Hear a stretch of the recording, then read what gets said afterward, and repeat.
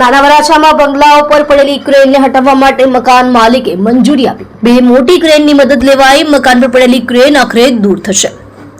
સુરત નાના વરાછા વિસ્તારમાં 15 દિવસ અગાઉ મેટ્રોની કામગીરી દરમિયાન વિશાળકાય ક્રેન બંગલાઓ પર પડતા નાસભાગ મચી હતી.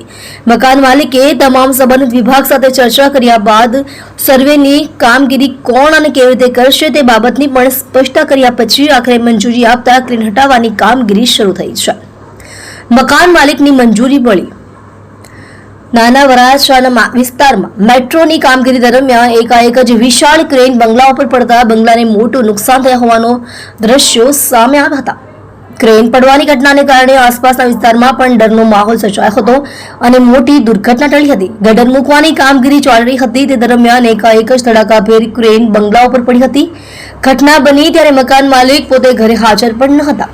તેઓએ આવીને જોયું ત્યારે આખી પરિસ્થિતિ જોતા તેઓ પણ સ્તંભ થઈ ગયા હતા. તેમણે મેટ્રોના અધિકારીઓને લઈને દુઃખ વ્યક્ત કર્યું હતું કે તેઓ કેટલાક સમય સુધી તો મળવા પણ આવ્યા ન હતા, પરંતુ હવે આખરે તેમણે ક્રેન ત્યાંથી ખસેડી લેવા માટે મેટ્રોના અધિકારીઓને પરમિશન આપી હતી. બંગલાને થયેલા નુકસાન અંગે સર્વે થશે. મકાન માલિક પોતાની રીતે પોતાના બંગલાને થયેલી નુકસાની અંગે સર્વે કરાવવાની વાત કરી છે. બીજી તરફ મેટ્રો દ્વારા પણ બંગલાને કેટલું નુકસાન પહોંચ્યું છે તે તેમની નિષ્ણાતોની ટીમ દ્વારા સર્વે કરવામાં આવશે.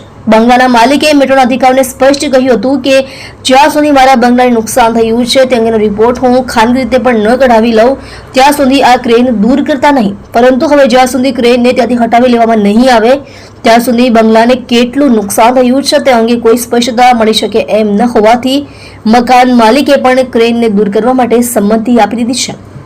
બે મોટી ક્રેનનો ઉપયોગ કરીને આ ક્રેન હટાવવામાં આવશે. કાલ સાંજ સુધીમાં આ ક્રેનને દૂર કરી દેવાની કામગીરી પૂર્ણ કરવામાં આવે તેવી શક્યતા છે. તમે જોઈ રહ્યા છો I Zone news channel. Reporter Ajmal Jadav સાથે.